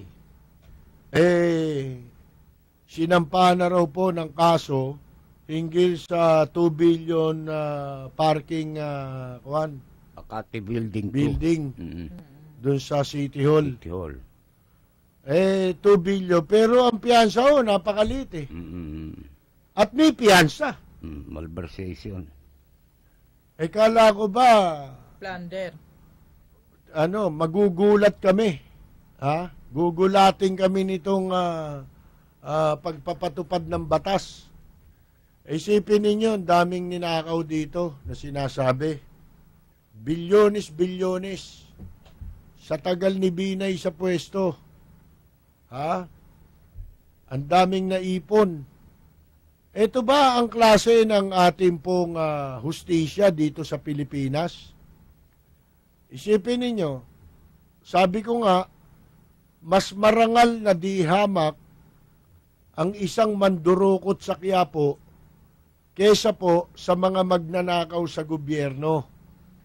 At kung tayo lang ay magpaparangal, magbibigay ng parangal sa mga magnanakaw, highest award din natin, Distinguished Service Award, Distinguished Robbery Award, mga kaibigan, pinakamarangal dyan, mandurukot sa Quiapo. Alam nyo kung bakit? Kasi yung mandurukot sa Quiapo, isa lang ang biktima nun. One at a time. Itong mga nasa gobyerno, sa katunayan, kung bakit napakabigat ng klase ng pagnanakaw yan, kasi po, pati yung mandurukot sa Quiapo, biktima niya eh. Dahil ang ninanakaw niya ay pera ng taong bayan. Kasama doon ang mandurukot sa Quiapo. Ngayon, ganito na lang ang gagawin. Magnanakaw tayo ng magnanakaw. Total, pag nakasuhan tayo, may piyansa naman. Kahit hindi dapat. May kaso naman plunder sa malversation ng bagsak. Pwedeng paikutin ang pagsasampa ng kaso, pwedeng baguhin, depende po. Pero, ang gagamitin natin pera, yung ninakaw natin, doon natin kukunin. Kukuha tayo ng konti ron, at kung meron tayong dapat na tapalan ng pera sa judiciary, tapalan natin. Kaya nga malalakas ang loob niyan ngayon eh. Ang masakit, yung gagamiting proseso para magpanagot sa mga nagnakaw sa pera ng taong bayan, pera din ng taong bayan eh. Alangan naman pera ng mga justice yung gagamitin nila para litisin si Binay. Alangan naman pera ni Ombudsman Carpio Morales yung ginamit niya para siya makapag-file ng kaso doon sa Sandigan Bayan. Hindi po, di ba? Pera din natin. Yun ang napakasakit na katotohanan. Di ba initially yung kay Binay, ang final nila merkado dyan is plunder? Oo, pero sa malversation, mas madaling patunayan ng malversation. Ang plunder mahirap eh. Matagal. Yan, madali siya makukulong dyan. Kaysa kung kinasuhan silang plunder. Kung yun eh. Masama yung umaasa ng kung magkakaroon ng speedy trial. Tsaka masamang umaasa. Tayo man umaasa eh. Kasi hanggang ngayon umaasa pa rin eh. Hanggang ngayon wala pa tayo nakikitang aksyon ng pulis Puro dipa, puro talumpati. At kung magsalta, kala mo nasa Plaza Miranda lagi. Si Bato, di ba? Ini-interview lang ng media yun, ha? Hyper. Namukha niya, 5 sila. 5, ako lang mag-isa. Yun. Mukhang daig nito si Era pag gumawa ng pelikula to. Magaling. Parang si Telly Sabala. Walang magugusot na buhok kay Bato. Kalbong artista, si Telly Sabala. Kojak. Si Kojak. Hindi. Parang gustong gumawa ng pelikula lang nito. Ako maalala, total nakakulong si Bong Revilla, no? Gusto maging action star. Mukhang tatalunin nito si Lito Lapid, laos na si Lito, tanda na Hindi, si Lito Lapid, 2 lang yung kabarilan. Doon siya gumamit ng kutsilyo. Na ikinabit niya doon sa barrel. Itinali niya ganon. Kasi 2 kalaban niya, nilagyan niya ng kutsilyo. Nung pagbaril niya, nahati yung bala. Tigkalahati ngayon, 2 yung tinamaan. Luma pala si Bato. Sipin mo yun. Naisip niya yun. Ha? Lintik na tao itong mga ito. Ha? Si Bato naman, 5 niya. Ha? 5 niya. Sa isang putok lang, paano mo papatayin yung 5? Draw tayo, draw. Nyo, draw tayo. Draw. Mabigat yun. Para tayong tahol sa buwan yan Ha? Di ba nahalata na si Bato overacting na? Gusto nga baka wala pang pelikula yung buhay no? Baka gusto ipelikula yung buhay. Alin? Yung mga pelikula. General Bato. Pelikula. Kilabot ng yan. Hindi. Ikaw ay kikilabutan. Kikilabutan ka sa kanya. Baka iba letra sa huli niyan, hindi Bato. Si Marvin Capili, nasa linya natin. Magandang umaga, Marvin. Umaga, Sir Percy, Peter, Ate Rose, napatawag na rin ako, nang gigil ako. Oo. Dapat po, nakakapagtaka po kasi after po ng election, kumilos ng mga PNP, panahon pa ni Noynoy Aquino yun Hindi, alam mo, sinasabi ko to para malaman naman ng administrasyon ni Duterte na sinasabutahe ka. Kaya nga po, kasi simula nung May 10, daan-daan na yung napapatay po. Tapos araw-araw po nakamonitor ako sa balita. Palagi may napapatay, hindi na maganda. Anong i-report ni Duterte sa zona. Malapit ng zona niya, di ba? Di ba po? Alam niyo ba, nagre-reklamo na mga punerarya? Ito isa sa katotohanan na mali yung kanilang operation. Bakit? Opo. Hindi naman nila napapaunlad ang negosyo ng punerarya Binabaon nila yung punerarya. Alam mo kung bakit? Nalulugi dahil yung mga napapatay walang kumukuha dahil mahihirap lang Walang pambayad. At hindi sample lang itong mga lintik na drug lord na ito yan ang nga sinasabi natin Kaya parang yung bansa natin, parang Colombia, sabot yung Dapat, ang ginawa doon sa nahuli sa Las Piñas, tsaka doon sa barko, doon sa Cagayan, sinunog nila kahapon, sinama nila rin sa Cebu na sinunog nila kahapon sa Cavite. Kaya dapat, ni President. Kasi, magtatagal pa yan Dadaan pa sa punerarya, baka wala rin kumuha dyan dahil dayuhan yan Oo nga po, dapat magkaroon ng programa sa mga ng mga nahuhuli, mga pangkabuhayan, hindi yung araw-araw na lang, daan-daan, nakakapagtaka na kawawa naman yung mga punerarya, isipin mo, lugi sila, nandun, nakatenga yung mga patay doon. Pagdating ng 2 buwan, walang kumuha, sila pa magpoproseso, daig pa nila yung kamag-anak, sila pa magpapalibing, kahit ba libre yun, lalakarin nila yun, gagastos pa rin sila ron. Oo, saka baguhin na na-style nilang bulok na yung agaw baril. Alam mo, parang ang tingin ko rito kay Bato, malaki lang ang katawan. Tigasin ba talaga yan o Malaki ang katawan pero uto-uto. Oo nga po Ha? Malaki ang ulo pero maliit ang laman. Opo. Sige po, salamat po, Sir Percy. Salamat Thank you. Nagliliyap na mga komentaryo, maanghang na mga batikos. Ito ang Lapid Fire ni Percy Lapid. Lapid Fire. Ako, PNP, Director. Jesus Mariosep. Teka muna, ilan muna tayong mensahe at pagbabalita mula po sa ating impila. Magbabalik po kami pagkatapos lamang ng ilang saglit. Mga pangunahing balita at impormasyon na dapat ninyong malaman, mga kabulukan, pasisingawin at isisiwalat sa Lapid Fire.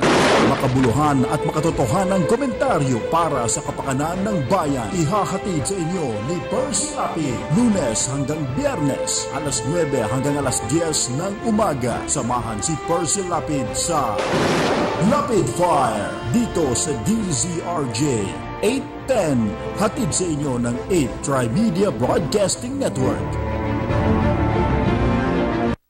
8 Tri-Media Pro Incorporated. This is 8 Tri TV.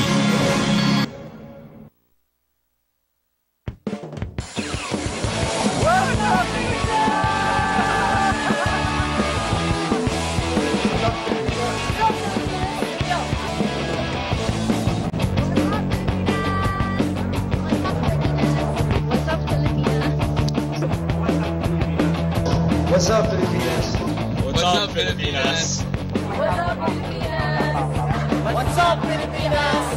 What's up, Filipinas? What's up, Filipinas? What's up, Filipinas?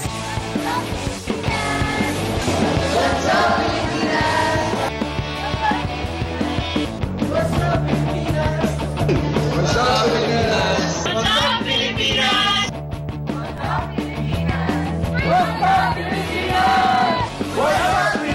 Filipinas?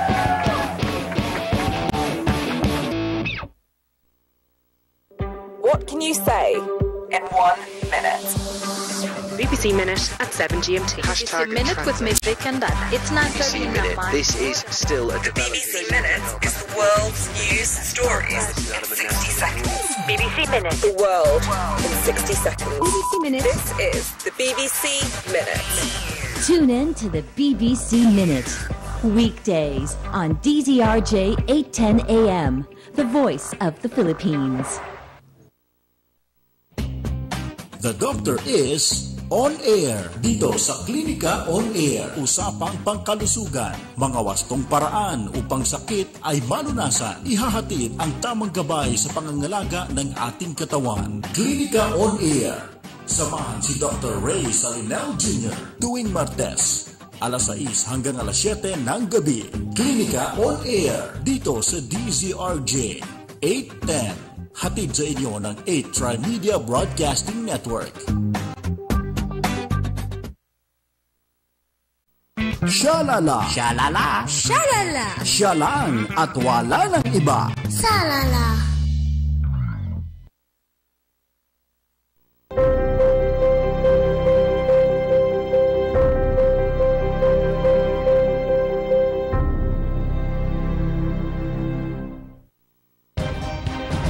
Balita at impormasyon sa mga napapanahong kaganapan, makatotohanang komentaryo at tunay na public service. Usapin sa kalusugan, entertainment, mga gimmick at papremyo. Lahat ng yan narito sa 8 Tri-Media Broadcasting Network, ang himpilan ng bawat Pilipino. This program is brought to you by 8 Tri-Media Pro Incorporated. Balita, impormasyon at mga isyong may kinalaman sa bayan, lahat isisiwalat ng walang takot, lilinawin, hihimay-himayin, matapang, ngunit malalim at makatotohanang komentaryo sa Lapid Fire. Lapid Fire. Okay, magpapatuloy po tayo mga kaibigan na sinasabi lang ho natin ang inaasahan naming change at ng marami kung bakit natin ibinoto si President Duterte, yun talagang totohanan change. At pero wala hong isinasabay ang PNP na ginagawa sila maliban dyan sa droga-droga na unti-unti hindi nagiging makatotohanan. Sabi nga sa inyo, pwede tayo sa lukuhan, wag lang tagalan. Ngayon, merong isang posibilidad na ito'y sinasabotahe din. Tignan ninyo, ang trabaho ni Lacson, ganyan eh. Kaya kayo makikinig dyan. Huwag nyo pinaniniwalaan yan. Nagkakaroon ng kabuluhan lang yan pag may naniniwala dyan. Baya, nilalako ng media yan eh. Pagka mga may pambayad, nilalako yan. O, di ba natatandaan ninyo yung sumabog yung listahan ni Napoles? Ano ginawa ni Lacson? Sinabutahin niya yun para magkaroon ng doubt ang tao eh. Mag-cast ng doubt doon sa issue at dumami yung pag-iinalaan. Di gugulo na. Magkakaroon ng confusion. Malilito ang tao. Mako-confuse ang tao. O, lilituhin. Yan isang paraan. Ginagamit niya, di ba sinabi niya na meron din daw siyang listahan? Oo, at saka kesyo nagtapat daw sa kanya si Napoles.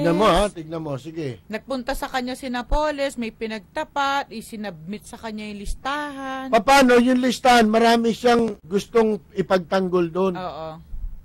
Di ba? Yung hawak ni Benhar Luy, di ba? It's Benhar's list against Napoles list, di ba? Oh. Yun yung issue noon eh. Oh, tapos yan meron din. Gusto niya may Pink's list din. Isipin mo yan, lahat sinasakyan nito para guluhin. Alam nyo, yan ang trabaho ngayon ni ni Lacson. Nakita ninyo, sino pinagtatanggol niyan? Yung magnanakaw ng pera sa Bangladesh? Si Kim Mo. Na dati na rin inakusahan ng droga. At pinagtanggol din niya noon, di ba? At ngayon pinagtatanggol pa sa pagnanakaw sa pera ng Bangladesh. Si Kimong, siya PR sa dyaryo. At saka yung anong tawag dito?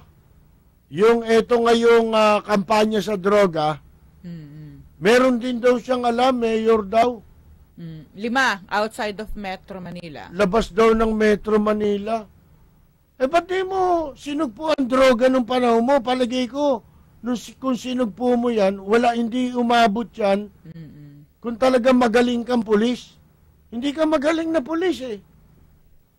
Magaling kayo sa pagtatag ng mga criminal syndicate na gagamitin sa bank robbery, gagamitin sa droga. Yung pag may hawak ng pera, sinasalvage na, kukunin na yung pera. Yung kulang ko, di ba, produkto ng Kuratong Baliling yun? Mga kaibigan, di ba? Bakit hindi siya kumikibo dun sa mga drug lord sa Bilibid, ano? O kung talagang gusto mo sakyan yung drugs. Hindi, ang style ni Lacson, akala niya, gusto niyang gumawa ng impression na lahat ng sasabihin niya, yun ang totoo. Ano yun? Unassailable. Oo nga. Hindi mapapasubalian. Gospel truth. Yun. Parang Biblia. Ang gusto niya mangyari, yung tubig na kanal, pag nagsalita siya, magiging mineral water. Di ba? Ganun po eh. Yun ang impression na gusto niya.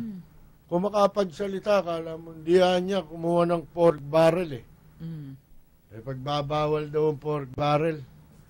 Wala na. Talo kasi. Ginagaya mo lang si Mayor Alfredo Lim. Diyan sa mga sinasabi mo. Ang katunayan, si Fred Lim lang ang bukod tanging senador na kahit 5 duling hindi kumuha ng pork barrel. Hindi ikaw yun. Kasi kumuha ka ng 1 taon eh.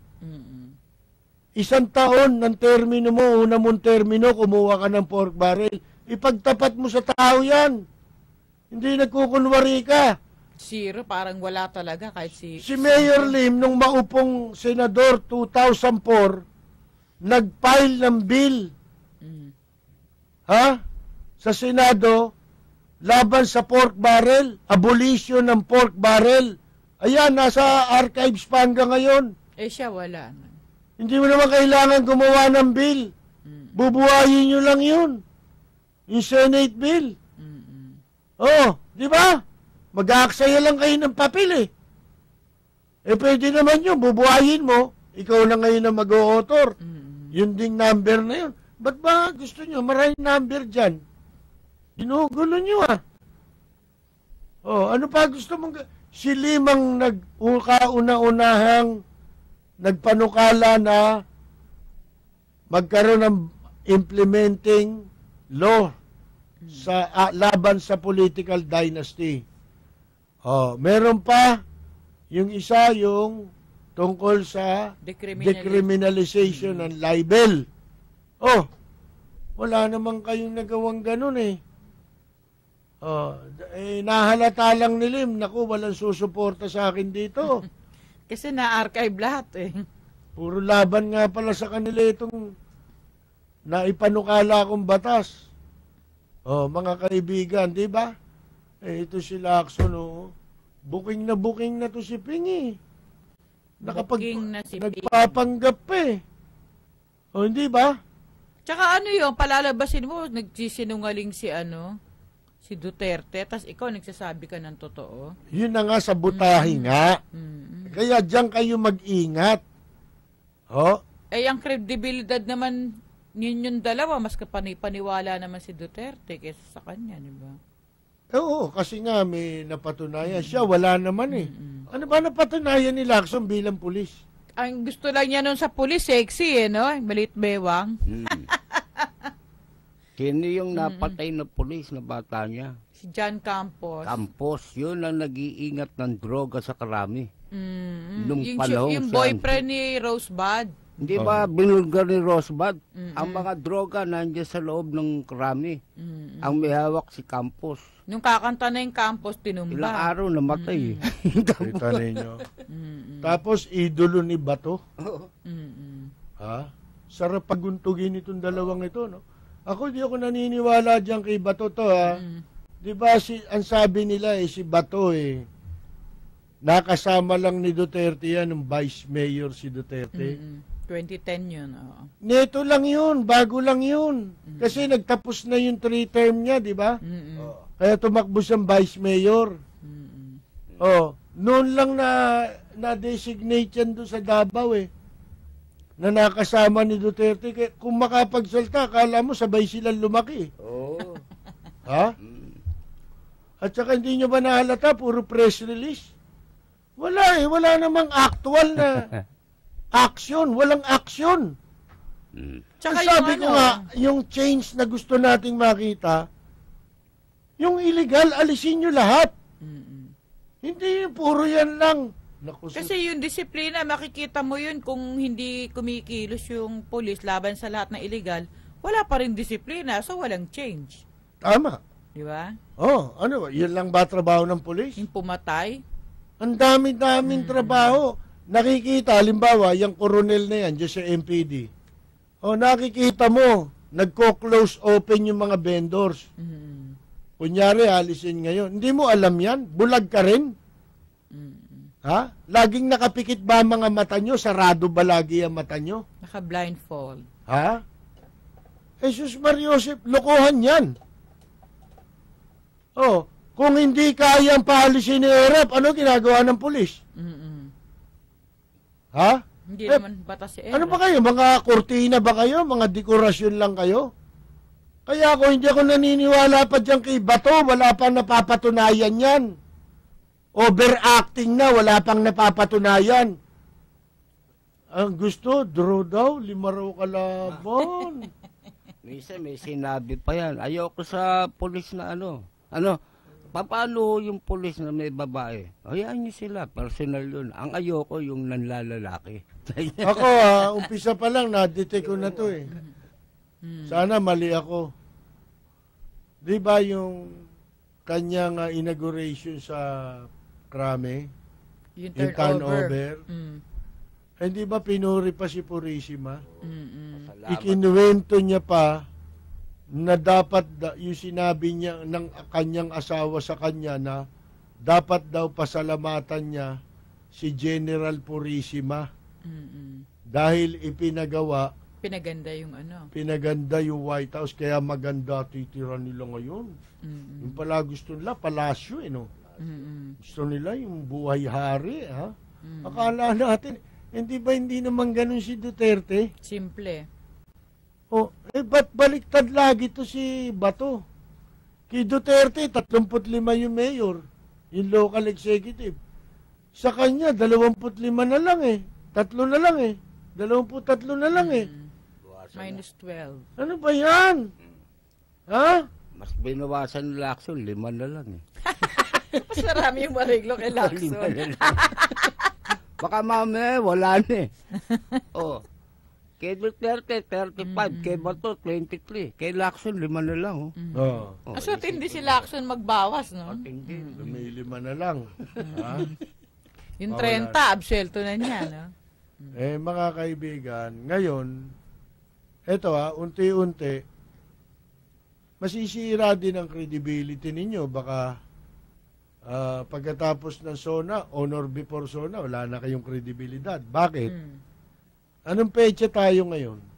Biyernes ngayon, ang araw ngayon Biyernes. 15 of July. Mga kaibigan, ipinangako ni Duterte. Ipinangako ni President Duterte ngayon linggo ilalabas yung executive order ng para sa freedom of information. Nasaan? Ba't nawala? Ha? Bakit hindi natapos? Ano ba ito? Wala na tayo narinig eh.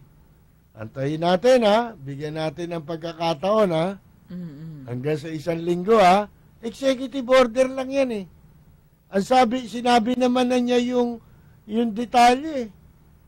Ang detalye is, i-apply ito sa executive branch of government. Yun ang covered ng executive order na para sa freedom of information. Kasi, hindi pwedeng sakupin yung judicial at Congress. Hindi, yung legislative. Mga kaibigan, kaya ito may patutupad sa bakit yata biglang naging tahimik tayo ron? Hindi man lang nagpasintabi na,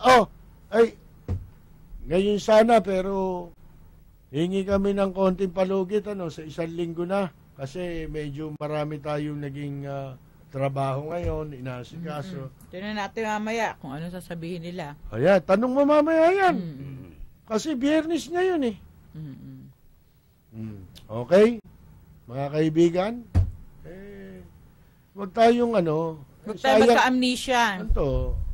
Papalit lang tayo, palit-palit lang tayo ng gobyerno para lang kung sino lang gusto natin. Ano yan? Kaya tayo nagpapapalit, gusto natin change. Asan yung change sa pulis? Wala pang change, mga kaibigan. Si Ginang Leyte Jimenez, katunayan nga, yung mga pinaglalagay niyo sa pwesto, mga dati, hindi change yan. Sus Mario Joseph, hindi change yan. Gusto namin bago. Kahit nga si pagtsatsaga natin yan, Bondok, Jimmy Bondok, graduate ng Ateneo raw siya nung mag-English nagkabalu-baluktot yung English niya pala pang pang orthopedic din yung kinantsawan. Kasi naglabas ng credential Case you honor student daw siya since ganyan.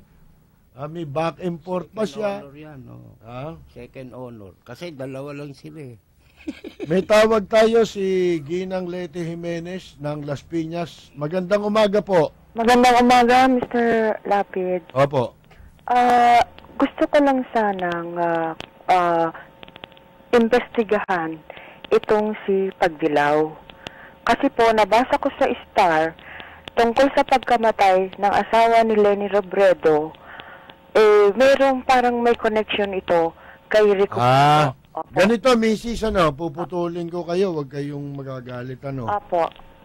Si Leni Robredo na po mismo nagsalita kagabi sa news. Sinasabi niya na aksidente ang paniwala niya, siya'y kumbinsidong aksidente nangyari sa pagkamatay ng asawa niya at wala itong kinalaman doon sa dating napapaulat na iniimbestiga ni Robredo si Joel Pagdilaw. Mr. Lapid, noong pa ho ako naniniwala, nung pagkamatay ni Robredo, may kinalaman po itong sila, noon ang Rico Puno at saka itong si Purisima. Ngayon, lately, itong si Pagdilaw, Meron pong insidente dito sa Las Piñas na nagtataka ako, bakit siya nakikialam dito sa mga pulis dito na tungkol dito sa mga land grabbing, sa mga hindi niya naman trabaho to. Kaya sabi ko nga, sa loob-loob ko, naghihinala na ako dito, kaya dapat investigahan itong si Pagdilaw. Kasi, sa droga? May connection po yun sa droga. Siyempre, yung mga may-ari naman dito, tingnan nyo sa assessor kung sino may-ari. Hindi malaman kung sino wala yung mga may-ari ng bahay. Doon mo makikita yung mga droga hindi nga. Kayo ba nabalitaan nyo po ba kung saan yung nahuling laboratorio dyan kamakailan lang? Number 21 sa PhilAm. PhilAm Avenue. Yun o ba'y malapit doon sa chapel? Medyo malapit. Pero dalawa po ang gate nito. Isa doon sa CB Star. Yung yun yung main gate Yung pangalawa po, yung dinadaanan ng mga tao dito sa gate sa kanan, yun ang mga dinadaanan ng tao pag nagsisimba. Yung pong unang-unang yun. Isipin niyo, di likod ng simbahan, gilid. At ang likod po noon ay ang McDonald, nasapa po iyon at inimbestigahan ko yung sapa na iyan, yung McDo na yan, na meron sapa doon, underground. Sapa, pero hindi pa rin natabunan. Hindi po, pero tinatabunan po yung, minsan yung sapa, tinatabunan po yan. Basta po yan, nakakadaan na po dyan, ang mga kontrabado, hanggang dyan po, dito sa PhilAm, pagkatapos dito sa Pamplona Park, and then Sterling. Yan na po ang mga daan niyan at napakarami po ditong nagdodroga. Kayo'y taga Las Piñas siguro talaga, no? Opo, kaya nga alam ko rin yung mga bahay ng ng mga trafficking droga, yung mga trafficking. Alam ko po sabi yung mga bahay na yan at tiningnan ko sa assessor, wala naman yung mga nagbabayad, nasa abroad, nasa ganon. Hindi naman sila ang may-ari at caretaker lang. Yun yung pagkamatay ni Robredo, ako si Lenny hindi pwede maging presidente. Yan, napakatanga. Sarili niyang problema, hindi pa niya naiimbestiga ng pagkamatay na asawi, buti pa ibang tao, may nalalaman. Hindi suspecha yung atin Yung kay Lenny siyempre, abogado yan, nagpa-imbestiga rin siguro yan. Siyempre, babae siya, tsaka hindi naman siya kagaya ko na marami akong iba naman ang ginagawa niyo, iba naman para kayong si Dick Tracy, yung mga sinusubaybayan niyo yung nangyayari dyan di ba? Talagang ganun po ang trabaho ko talaga Kaya alam ko lahat ang mga red tape din dito Walang nalalaman ng iba pero marami akong alam. Kwentuhan niyo ako minsan yan yung mga alam niyo na yan. Opo, kaya nga nag-text ako sa inyo, hindi naman kayo sumasagot sa akin. Para naman ako'y madagdagan ng nalalaman. Ayun na nga, i-text niyo ako kasi meron akong number sa inyo. Sige po. One time, marami akong ikukwento pa sa inyo. Salamat po. Thank you, Mr. Lapid. Opo, salamat din po. Nagliliyap na mga komentaryo, maanghang na mga batikos. Ito ang Lapid Fire ni Percy Lapid. Lapid Fire.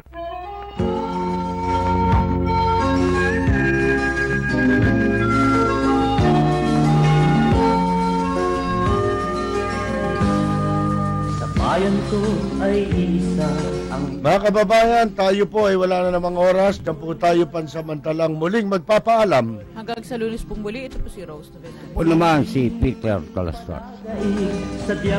Kabayanan po ninyo susunod agad ang mga pagbabalita sa pamamagitan ni Melchor Balawas. Susundan ng programang Shalala and Friends. Ito po si Percy Lapid. Kami po'y babalik sa Lunes sa ganito ring oras at timpilan. Maraming salamat at magandang yumaga, Senator Ping Lacson. Dito sa bayan ko, lahat kami pantay-pantay, walang nang